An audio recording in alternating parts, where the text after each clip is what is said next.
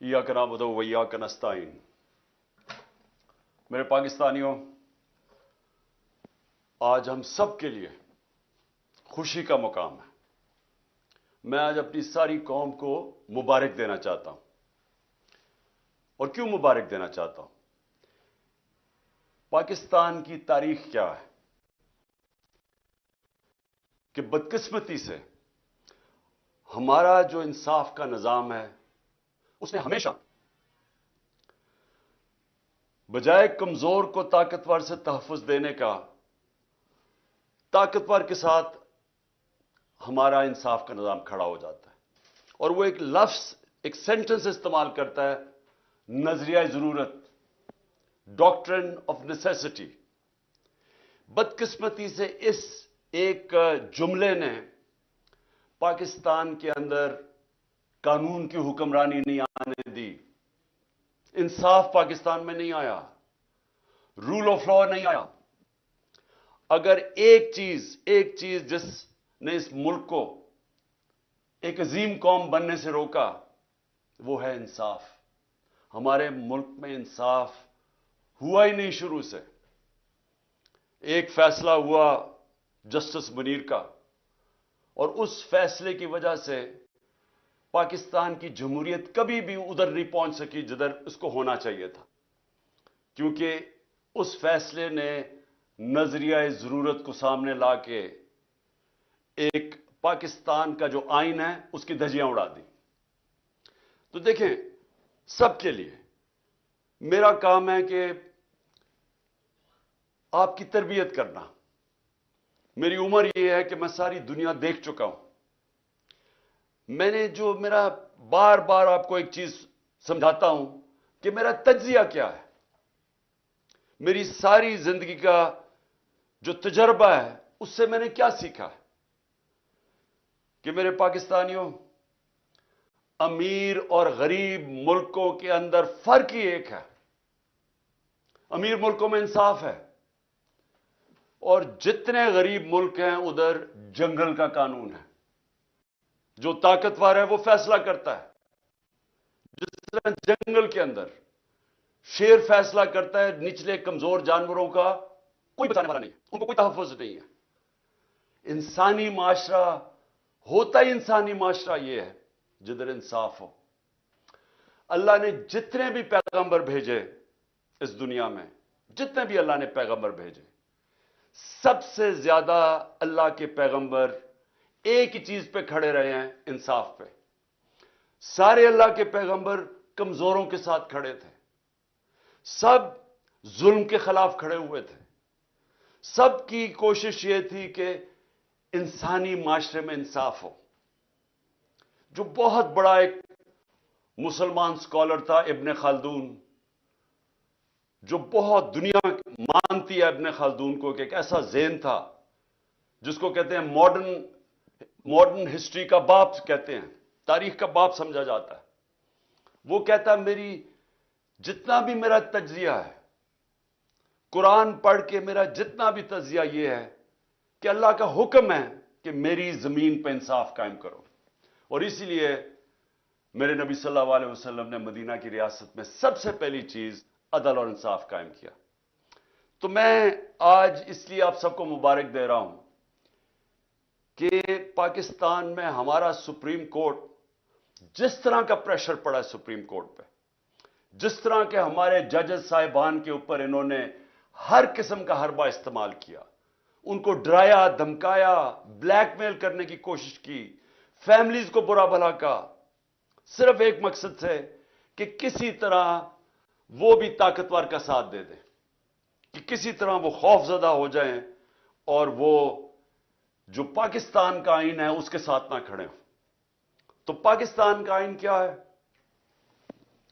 पाकिस्तान का आइन कहता है कि जब भी असेंबलीज डिसॉल्व होंगी, 90 दिन के बीच में इलेक्शंस होने हैं। इसमें कोई शक नहीं है। आपको कोई बड़ा लॉ प्रोफेसर नहीं होना चाहिए, कोई आपको जज नहीं होना चाहिए, वकील नहीं। कोई भी जब सरसरी तौर पे भी पाकिस्तान का 1973 का आइन पढ़ेगा تو اس میں واضح لکھا ہوا ہے کہ جیسے ہی اسمبلیز ڈیزالو ہوں گی 90 دن میں الیکشنز ہونے. جب ہم نے شروع میں جب ہماری گورنمنٹ گرائی گئی تو ہم نے کہا کہ الیکشنز کرواؤ، کیونکہ پاکستان جب تک سیاسی طور پہ استحکام نہیں آئے گا پاکستان معاشی طور پہ ڈوبتا جائے گا. تو ہمیں ان کے نون لیگ کے بڑے بڑے سربراہوں نے، لیڈرز نے کیا کہا؟ ان کی سوشل میڈیا پہ چلے جائیں، ان کی سٹیٹمنٹس پڑھ لیں. انہوں نے کہا جی اپنی گورنمنٹس ڈیزالو کرو، اپنی گورنمنٹس ڈیزالو کرو اگر آپ الیکشن چاہتے ہیں. ہم نے اپنی گورنمنٹس ڈیزالو کر دی. قانون کے ماہرین سے ہم نے پوچھا کہ کیا کوئی گنجائش تو نہیں قانون میں کہ ایک دفعہ گورنمنٹ ہم ڈیزالو کریں گے تو 90 دن کے اندر الیکشنز ہوں گے، کوئی گنجائش تو نہیں اس میں؟ سارے ماہرین نے کہا کہ کوئی گنجائش نہیں ہے. ہم نے اپنی گورنمنٹس ڈیزالو کر دی. اور اب جیسی گورنمنٹس ڈیزالو کی تو وہی نون لیگ کے سربراہ شروع ہو گئے کہ نہیں جی الیکشن ہونے نہیں ہیں. اور الیکشنز کیوں نہیں ہونے؟ کیوں نہیں ہونے الیکشنز؟ خوف زدہ ہیں، ڈرے ہوئے ہیں، سب کو خوف ہے، کم پہ ٹانگ رہی ہیں کہ اگر 37 بائی الیکشن میں سے 30 ہار گئے ہیں، اسٹیبلشمنٹ ان کے ساتھ، الیکشن کمیشن ان کے ساتھ، حکومتیں ان کے ساتھ 37 میں سے 30 بائی الیکشن ہار چکے، تو ڈرے ہوئے ہیں. جو بھی سروے آتی ہے اس میں اتنا پیچھے رہ گئے ہیں کہ ان کو پتا کہ الیکشن میں ان کی تباہی ہے. تو اپنے آپ کو بچانے کے لیے یہ پاکستان کے آئین کے خلاف جا رہے ہیں کہ کسی طرح یہ بچ جائے. یہی گورنمنٹ تھی.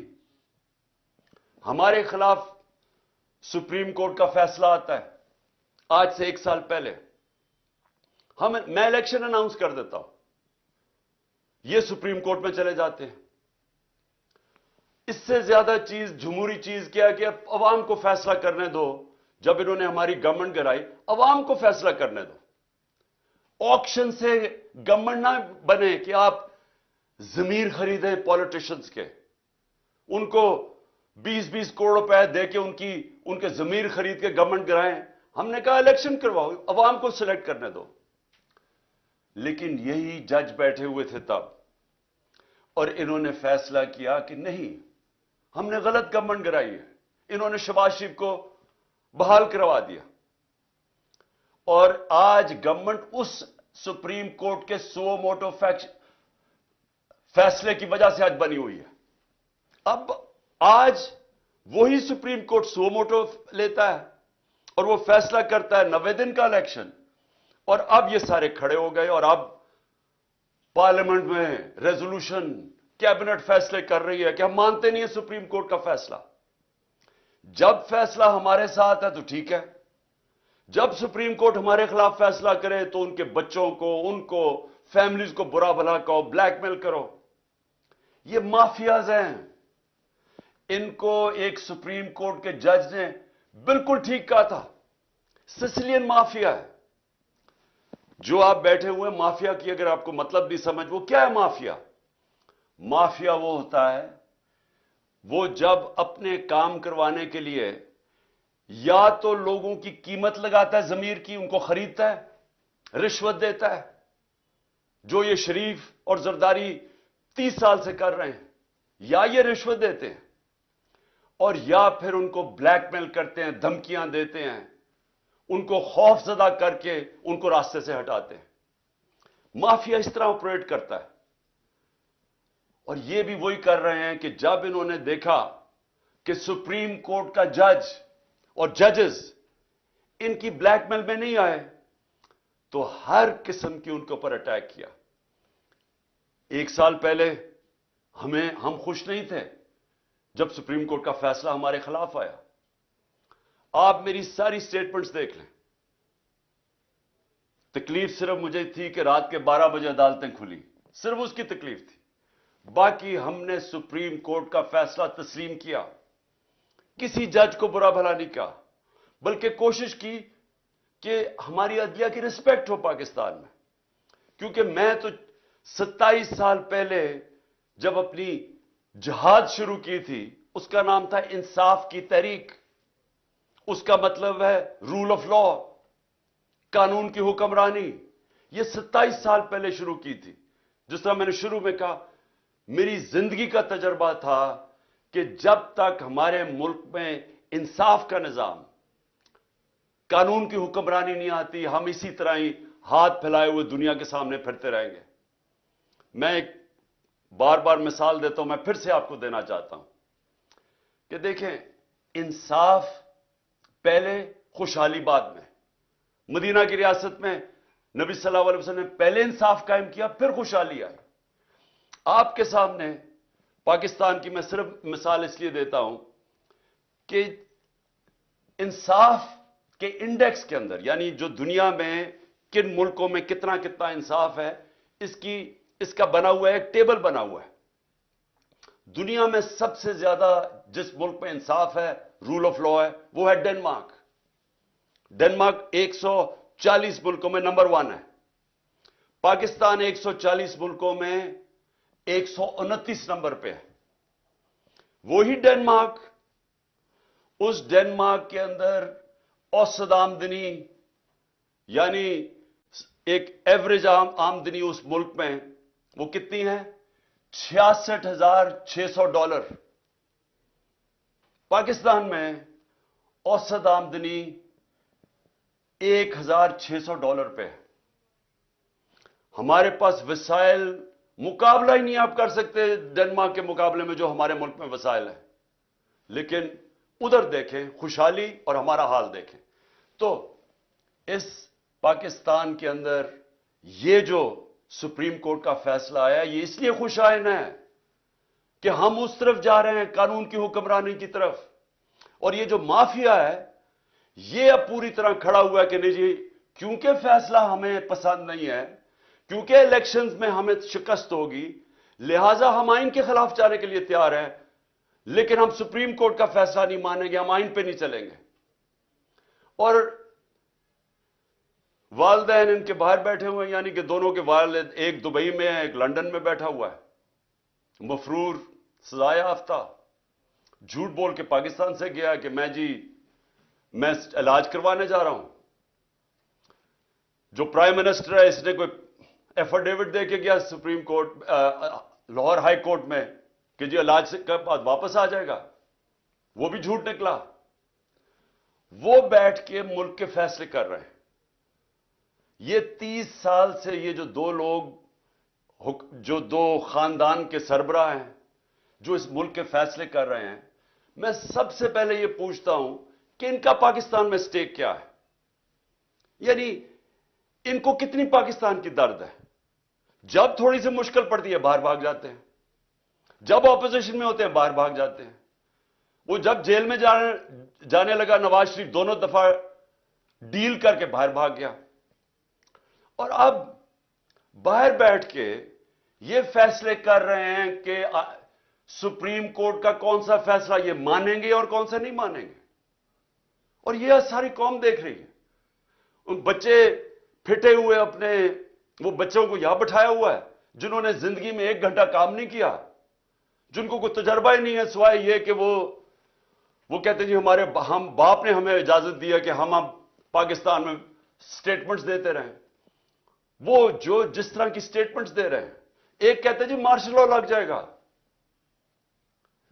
مارشل لا لگ جائے گا، مارشل لا لگ جائے گا. وہ جو آج کہہ رہے ہیں مارشل لا لگ جائے گا، جس کے اوپر سیاست کر رہا ہے، جس نانے کے اوپر سیاست کر رہا ہے، وہ مارشل لا کی وجہ سے تو اس کو پھانسی ہوئی ہے. اور مارشل لا جو چاہتے ہیں مارشل لا لگے، ان کو پاکستان کی کوئی فکر نہیں ہے. یہ اور دوسرا جو لندن میں بیٹھا ہے، ان کا کوئی سٹیک پاکستان میں نہیں ہے. ان کا مقصد ایک ہے کہ کسی طرح ان کا جو NRO انہوں نے لیا ہے، جو انہوں نے چوری کی 30 سال سے دولت بنائی ہے، وہ کسی طرح بچ جائے. ان کا انٹرسٹ وہ بچانا ہے. پہلے NRO کیسے لینا ہے اور پھر NRO کو بچانا کیسے ہے. ان کا سٹیک یعنی کہ اس میں پاکستان کو کیا نقصان ہوتا ہے؟ مارشل لا لگ جاتا ہے، या पाकिस्तान का आइन तबाह होता है, या पाकिस्तान की सारे निजाम तबाह कर देते हैं, ताकि पाकिस्तान की पार्लियामेंट की हैसियत खत्म हो जाती है। जब ऑपोजिशन ही नहीं है तो पार्लियामेंट की तो हैसियत खत्म हो गई। पाकिस्तान के एफआईए जो इदारे हैं, एफआईए है, नैब है, वो खत्म कर दिए हैं, क्योंकि उनको अपने आदमी बिठा के तो उनसे गलत काम करवा रहे हैं। अपना बनाया हुआ नैब का हेड वो कहता है कि मैं इनके गलत काम करने के लिए नहीं तैयार। इनका अपना आदमी था, वो छोड़ गया है। वो पुलिस वाले ऊपर वो बिठा दिए, जिसने इस्लामाबाद का जो आईजी है, इसको सजा होने वाली थी सेफ सिटी के ऊपर लाहौर में, जो इसने पैसे चोरी किए थे, उसको बिठा के आईजी बना दिया। वो लोगों को लेके आ रहे हैं, इसलिए नहीं कि पाकिस्तान की बेहतरी है, इसलिए कि इनको कैसे फायदा पहुंच सकता है, मुखालफिन को कैसे दबा सकते हैं, मुल्क में अपना कंट्रोल कैसे कर सकते हैं, किस तरह इलेक्शन में धांधली करवा सकते हैं। कोई और पाकिस्तान का इंटरेस्ट नहीं है। पाकिस्तान को तो इंटरेस्ट है कि इदारे मजबूत हो। ये इदारे इसलिए कमजोर करते हैं कि कमजोर इदारों से ये फायदा उठाते हैं ताकि कोई पकड़ ना सके इनको। एफआईए को, जिसमें शहबाज शरीफ का 16 अरब का केस था, वो खत्म कर दिए। वो जो सारे गवाह थे, 4 गवाह मर चुके हैं, इन्वेस्टिगेटर मर चुका है, डॉक्टर रिजवान। तो ये इनको पाकिस्तान से इंटरेस्ट नहीं है, इनका इंटरेस्ट हर किस्म की, ये पाकिस्तान के इंटरेस्ट के ऊपर कॉम्प्रोमाइज करेंगे अपने आप को बचाने के लिए। तो वो फैसले कर रहे हैं पाकिस्तान के आज, और वो पाकिस्तान के आइन के ऊपर और पाकिस्तान की सुप्रीम कोर्ट के ऊपर पूरी वारदात कर रहे हैं कि किसी ना किसी तरह ये इलेक्शन से बच जाए। मैं आज जो इनकी जो कोशिशें हैं, वो मैं जो नुकसान पहुंचाने वाली कोशिशें पाकिस्तान की, वो आपके सामने लाना चाहता हूं। सबसे पहले तो ये कि सुप्रीम कोर्ट की तकसीम कर रहे हैं, कोशिश कर रहे हैं कि सुप्रीम कोर्ट के अंदर दरार पड़ जाए ताकि इनको फायदा हो जाए, मुल्क को फायदा नहीं, इनको फायदा हो जाए। यही जब 99 के अंदर हुआ था, जस्टिस सजाद अली शाह का जो सुप्रीम कोर्ट को इन्होंने अटैक किया था, तब भी इन्होंने सुप्रीम कोर्ट को तकसीम किया, इसलिए कि एक चीफ जस्टिस फैसला कर रहा था नवाज शरीफ के कंटेम्प्ट केस पे। उस चीफ जस्टिस को डंडों से पहले भगाया और फिर रिश्वत देके उसको चीफ जस्टिस को फारग किया।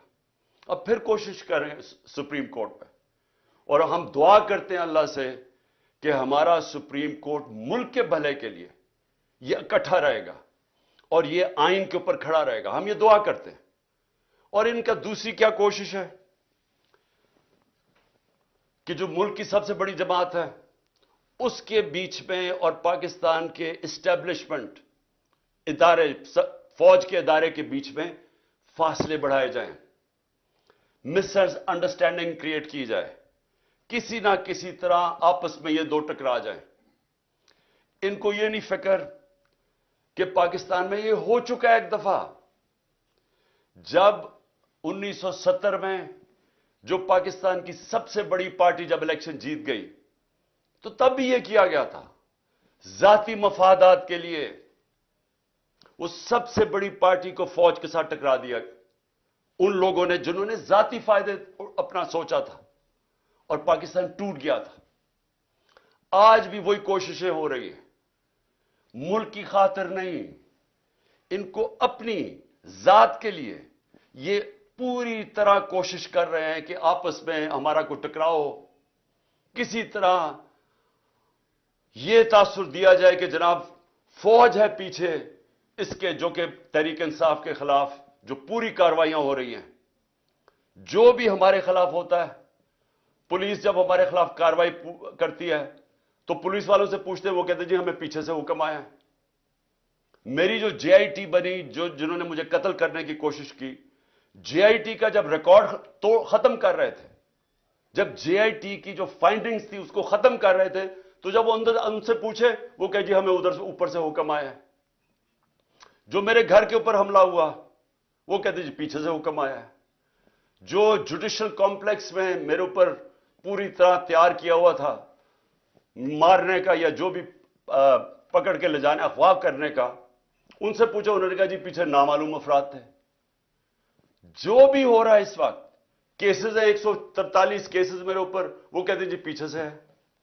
تو یہ جان کے کیا جا رہا ہے, اپنے آپ کو بچانے کے لیے ملک کو تقسیم کیا جا رہا ہے, اپنی ذات کے لیے کسی طرح ان کے این آر او ان کا بچ جائے اس کے لیے, اور الیکشن نہ ہو اس کے لیے پوری کوشش کر رہے ہیں کہ سب سے بڑی پارٹی اور اس کے بیچ میں جو پاکستان کی اسٹیبلشمنٹ اس کے بیچ میں نفرتیں بڑھتی جائیں. کیا اس میں ملک کا فائدہ ہے؟ کیا کوئی بھی پاکستان کا سوچے گا وہ چاہے گا یہ ہو؟ یہ چاہیں گے, کیونکہ ان کا, پھر سے میں کہتا ہوں, ان کا پاکستان میں کوئی سٹیک ہی نہیں ہے. جب اربوں ڈالر باہر پڑا ہے, پراپرٹیز باہر پڑی ہیں, ان کی بزنسز باہر ہیں, ان کی شاپنگ باہر ہے, ان کا رینز, ان کی چھٹیاں باہر ہیں, ان کی سرجریز باہر ہیں ملک سے, ان کو کیا انٹرسٹ ہے کہ پاکستان میں کیا ہو؟ جب سے یہ آئے ہیں میرے پاکستانیوں, جب سے یہ آئے ہیں یہاں 1 سال ہو گیا, ڈالر کے مقابلے میں جو ہمارا روپیہ گرا ہے وہ 105 روپے گر چکا ہے. یعنی اگر آپ کے بینک کے اندر سال پہلے اگر آپ 100 روپیہ پڑا تھا تو اس کی خریدار کی جو قیمت رہ گئی ہے وہ صرف 65 روپے رہ گئی ہے. آپ کی جو دولت ہے اس کے اندر 100 میں سے 35 روپے غائب ہو گئے ہیں. ان کو کیا فرق پڑا ہے؟ ان کو تو ڈالروں میں پیسے پڑے ہوئے ہیں. تو یہاں تو ساری قوم کی دولت میں کمی ہوئی, لیکن ان کے تو اضافہ ہو گیا. ان کی جو دولت ہے وہ ڈالرز میں, ان کے تو 35 روپے کا اضافہ ہو گیا. قوم غریب ہو گئی, یہ ان کو فائدہ ہے. تو ان کا کیا انٹرسٹ ہے پاکستان میں؟ اس طرح ہی جو ہماری معاشی حالات ہیں, کبھی پاکستان میں تو نہیں, مجھے تو نہیں یاد کہ لوگ آٹے کی لائنوں پہ کھڑے ہیں. 20 سے زیادہ اوپر اموات ہو چکی ہیں لوگوں کی آٹوں کی لائنوں کے اندر. اس طرح یعنی آٹا بھی اگر ڈسٹریبیوٹ کرنا تھا تو اس طرح لوگوں کو ذلیل کر کے کرنا تھا. کورونا کے دوران 14,000 روپیہ ہم نے دیا خواتین کو. آپ ابھی سے تصویریں دیکھ لیں, ان کو اسکولوں میں بلاتے تھے, باعزت طریقے سے ان کو بٹھاتے تھے, بینک وہاں بیٹھا ہوا تھا, ادھر سے ان کو کیش دیتے تھے. نہ کوئی لڑائی, نہ کچھ, نہ جھگڑا, وہ عزت سے آتے تھے, عزت سے جاتے تھے. یہ تو لوگوں کو ذلیل کرنا ہے. اور اس سے کیا ٹھیک ہو جائے گا حالات؟ جب آٹے کی قیمت, جب آٹے 1 کلو آٹا 55 روپے کلو تھا 1 سال پہلے, وہ آج کنٹرول ریٹ 115 روپے پہ ہے, اور آج مارکیٹ کے اندر 155 روپے کلو پہ بک رہا ہے. تو جب یہ حالات ہوں گے تو کیا تھوڑی آٹے کی بوریوں سے لوگوں کے حالات ٹھیک ہو جائیں گے؟ کیا جو تنخواہ دار طبقہ ہے, کیا جو تنخواہ دار طبقہ ہے پاکستان کا, جن کی جو مہینے کی تنخواہ تھی, پہلے بھی مشکل حالات تھے, ہمارے دور میں بھی مشکل اس لیے تھے کہ دنیا کے اندر ایک کرائسس آیا ہوا تھا جو کرونا کی وجہ سے, لیکن اس کے باوجود پھر بھی گزارا تھا لوگوں کا. لیکن جو یہ اب ہمارے زمانے میں مہنگائی 12% تھی, آج 36% ہے, 3 گنا زیادہ مہنگائی ہے. تو جو تنخواہ دار طبقہ وہ تو تباہ ہو گیا ہے, اور آگے کوئی ہوپ بھی نہیں ہے. آگے یہ بھی نہیں نظر آ رہا کہ کوئی طریقہ ہے, ان کے پاس کوئی روڈ میپ ہے, ان کے کیا, کیسے یہ اب ملک کو اس دلدل سے نکالیں گے. اور اسی لیے میں اپنی اسٹیبلشمنٹ کو بھی کہتا ہوں کہ مجھے یہ بتا دیں کہ اکتوبر کے یہ جو الیکشنز جا رہے ہیں اس میں پاکستان کا کیا فائدہ ہے. یعنی پاکستان کو اگر اکتوبر تک الیکشن ڈیلے کرتے ہیں تو کیا ان کے پاس روڈ میپ ہے جو ملک کے حالات بہتر ہو جائیں گے؟ آج کہتے ہیں جی ہمارے پاس پیسہ نہیں ہے الیکشن کروانے کا, تو دن بدن معاشی حالات تو بگڑ رہے ہیں, تو اکتوبر میں کدھر سے پیسہ آئے گا؟ آج کہتے ہیں جی ہماری سیکیورٹی اتنی اچھی نہیں ہے, تو اکتوبر میں سیکیورٹی کیسے اچھی ہو جائے گی؟ میرے پاکستانیوں, یہ سمجھ جائیں کہ جو آج حالات ہیں, جب تک الیکشنز نہیں ہوں گے یہ حالات مزید بگڑتے جائیں گے. الیکشنز کیوں ضروری ہیں؟ الیکشن سے سیاسی استحکام آتا ہے. الیکشن سے جب یہ پتا چلتا ہے کہ 5 سال تک گورنمنٹ آ گئی ہے تو اس کے اوپر اعتماد آ جاتا ہے. لوگ اگر سرمایہ کاری کرنی ہے تو وہ تب کریں گے جب ان کو نظر آئے کہ 5 سال تک ابھی گورنمنٹ بیٹھی ہے, پالیسیز یہ رہیں گی. لیکن اگر ان کو اعتماد ہی نہیں ہے, ان کو یہ نہیں پتا کہ اگلے مہینے کیا ہونا ہے, 3 مہینے کے بعد, 6 مہینے کے بعد کیا ہونا ہے, اکتوبر کے بعد کیا ہونا ہے, تو کون پیسہ, کیا سرمایہ کاری اندر پاکستان یا باہر سے کون کرے گا؟ تو یہ تو ایک بند گلی کے اندر پاکستان کو لے کے جا رہے ہیں, اور صرف اپنے مفادات کے لیے, الیکشن سے بھاگنے کے لیے. تو میں آخر میں اپنی ساری قوم کو آج یہ پیغام دینا چاہتا ہوں. دیکھیں, اگر یہ آئین سے پیچھے ہٹے, اور یہ جو ابھی ہمیں ان کے نظر آ رہی ہے ان کی نیت, الیکشنز نہ کروانے کے لیے انہوں نے کوئی بھی کوشش کی, سپریم کورٹ کے فیصلے کے خلاف گئے, آئین کے خلاف گئے. ساری قوم کو میں آج کہہ رہا ہوں کہ ہم سب نکلیں گے. ابھی سے آپ اپنی تیاری کریں, کیونکہ اب اگر ہم نہ نکلے تو اور چھوڑے, اللہ معاف نہیں کرے گا ہمیں, کیونکہ اوپر والے کا حکم ہے کہ حق اور انصاف کے لیے کھڑے ہو. اللہ کا حکم ہے کہ آپ کے ملک میں انصاف ہوگا تو آزاد ہوں گے. دیکھیں, آزادی کیوں, آزادی کے لیے جب انسان جدوجہد کرتا ہے اور وہ اس کی جان چلی جاتی ہے تو اس کو شہید کہتے ہیں. پیغمبروں کے بعد سب سے بڑا رتبہ شہید کا ہے. تو کتنی بڑی اللہ نے ہمارے پہ فرض کیا ہوا ہے کہ آپ انصاف کے لیے, اپنی آزادی کے لیے جدوجہد کریں, اور ہماری بہتری کے لیے اس نے کہا ہے. ہم اگر یہ جو ناانصافی کرنے جا رہے ہیں, اور یہ جو کوشش کر رہے ہیں کہ دھمکیاں دے کے کسی نہ کسی طرح, سازشیں کر کے کسی نہ کسی طرح الیکشن سے نکلیں, اور اگر ہم نے ان کو کامیاب ہونے دیا تو نہ اللہ معاف کرے گا, نہ تاریخ ہمیں معاف کرے گی, نہ آپ کی آنے والی نسلیں آپ کو معاف کریں گی. کیونکہ انصاف ہے, آئین ہے تو انصاف ہے, کیونکہ آئین بتاتا ہے کون سے قانون پہ ملک چلتا ہے. قانون آپ کی بنیادی حقوق کی حفاظت کرتا ہے. قانون بتاتا ہے کہ پاکستان میں ملک میں چلنا کیسے ہے. تو جب اگر آئین ہی نہیں ہے تو پھر تو جنگل کا قانون ہے. پھر تو طاقتور فیصلہ کرے گا کہ کون سی آئین کی شک اس نے ماننی ہے اور کون سی اس نے مسترد کرنی ہے. پھر تو طاقتور کا قانون ہو گیا جو کہ جنگل کا قانون ہے. اس لیے میرے پاکستانیوں, آپ نے میری کال کی انتظار کرنی ہے. انہوں نے اگر آئین کے اوپر نہ چلے, میں آج آپ کو سب کو کہہ رہا ہوں, یہ آپ سب پہ فرض ہے. میں اپنے نوجوانوں کو کہہ رہا ہوں, میں اپنی خواتین کو کہہ رہا ہوں, میں اپنے بزرگوں کو کہہ رہا ہوں, میں اپنے بچوں کو کہہ رہا ہوں کہ جب تک آپ نے اپنے انصاف اور آزادی کے لیے جدوجہد نہ کی, ہمارے ملک کا کوئی مستقبل نہیں ہے. میں انشاءاللہ پوری آخر تک اپنے ملک کے آئین کے ساتھ کھڑا رہوں گا, کیونکہ میں پھر سے بتاؤں, میری جہاد آج سے 27 سال پہلے تھی انصاف کے لیے. اور میں آپ کو یہ بتا دوں کہ اس ملک کا صرف اب مستقبل ایک راستے پہ, صاف اور شفاف الیکشن ہو, ایک حکومت عوام کے مینڈیٹ سے آئے, عوام کے مینڈیٹ سے آ کے پھر وہ اصلاحات کرے جو ابھی تک پاکستان میں نہیں ہوئی. کیسے جوڈیشل ریفارمز ہوں, governance reforms, civil service reforms, ہماری گورنمنٹ کارپوریشن جو اتنا نقصان کر رہی ہیں ان کو ریفارم کریں, ہم رول آف لا قائم کریں, ہم سب کو طاقتور کو قانون کے نیچے لے کے آئیں. یہ سب سے بڑی ریفارم ہے. ہم ہر ریفارم کریں کہ ایک ملک میں لیول پلینگ فیلڈ ہو, انصاف کے سامنے سب ایک برابر ہوں. اور میں آپ کو یقین دلاتا ہوں کہ اسی کے بعد پاکستان اٹھے گا. اور وہ اٹھے گا کیسے؟ سب سے پہلے بیرون ملک پاکستان میں سرمایہ کاری کریں گے. 1 کروڑ بیرون ملک پاکستانی ہے, جو ان کے پاس ڈالرز ہیں. سارے پاکستان میں کم ڈالرز ہیں 22-23 کروڑ لوگوں کے, جو صرف 1 کروڑ لوگوں کے پاس ڈالرز ہیں. وہ لوگ وہ جیسے پاکستان میں انویسٹمنٹ کریں گے, جس وقت وہ پاکستان میں انویسٹمنٹ شروع کریں گے, ہمارا یہ ڈالر کا مسئلہ حل ہو جائے گا.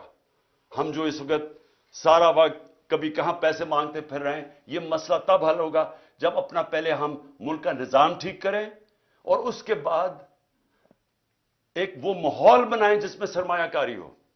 اور وہ سرمایہ کاری کے ماحول کے اندر جو سب سے پہلے اس ملک میں سرمایہ کرے گا وہ بیرون ملک پاکستانی ہے. پھر باہر سے سرمایہ کاری ہوگی.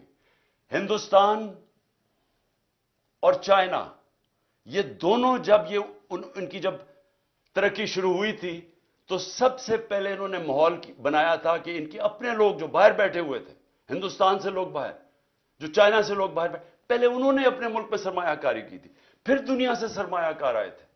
ہمارا اس وقت سب سے بڑا مسئلہ یہ ہے کہ 140 ملکوں میں سے پاکستان کا رول آف لا یعنی انصاف کے نظام میں ہم 129 ہیں. جب ہم 129 رہیں گے تو یہاں سرمایہ کاری کوئی نہیں کرنے لگا. وہی پاکستانی جا کے دبئی میں پراپرٹی لے لیتے ہیں, وہی پاکستانی بزنسز دبئی میں کرتے ہیں, امریکہ, انگلینڈ, یورپ چلے جاتے ہیں. صرف 20,000 پاکستانیوں نے دبئی میں 10.4 ارب ڈالر کی پراپرٹی خریدی ہوئی ہے. صرف 20,000 پاکستانیوں نے 10.4 ارب ڈالر. آئی ایم ایف سے ہم 6 ارب ڈالر کے پیچھے اب ہر چیز ماننے کے لیے تیار ہے. اور امریکہ کے اندر صرف 16,000 جو پاکستانی امریکن ڈاکٹرز ہیں ان کی نیٹ ورتھ 200 ارب ڈالر ہے. وہاں لاکھوں پاکستانی ڈاکٹرز ہیں, اب پاکستانی ہیں, Pakistani American. 10 top Pakistani American businessman ان کی ورتھ 25 ارب ڈالر ہے. تو ہمارے ملک میں امیر ہمارے پاکستانی امیر ترین ہیں, باہر ہیں پاکستان سے, یہاں بھی امیر ترین لوگ ہیں. لیکن جب تک وہ ماحول نہیں بنے گا سرمایہ کاری کا, پاکستان میں انویسٹمنٹ نہیں آئے گی. اور جب تک انویسٹمنٹ نہیں آئے گی ہم اسی طرح پھنسے رہیں گے. ہم اسی طرح پھنسے رہیں گے جو آج ہم کبھی کہاں پیسے مانگتے ہیں اور کبھی کسی کو سے جا کے بھیک مانگتے ہیں اور اپنی عزت بھی کھو بیٹھتے ہیں. خوددار وہ خوددار ملک جو کہ علامہ اقبال کی سوچ تھی, جو قائد اعظم ہمارے خوددار لیڈر تھے, وہ بنانے کے لیے سب سے پہلا قدم رول آف لا ہے, قانون کی حکمرانی ہے. میں آخر میں یہ آپ کو بتا دوں کہ ہم سب الیکشن کی تیاری کر رہے ہیں. ہم نے اپنی الیکشن کی تیاری شروع کر دی ہے. کل سے میں جتنے بھی اپنے آہستہ آہستہ سب جو ٹکٹ کے ایسپیرنٹس ہیں, جو کینڈیڈیٹس ہیں, ان کے کل سے میں انٹرویو شروع کرنے لگا ہوں. اور انشاءاللہ 10 دنوں تک میں پورے ٹکٹس فائنلائز کر لوں گا, کیونکہ ہم پوری الیکشن کی تیاری کر رہے ہیں. اور اپنی قوم کو بھی میں کہتا ہوں آپ نے بھی پورا الیکشن کی تیاری کرنی ہے. اور ہم نے کسی صورت کوئی بھی انہوں نے کوشش کی الیکشن سے بھاگنے کی, ہم ساری قوم ان کو بھاگنے نہیں دے گی. پاکستان زندہ باد.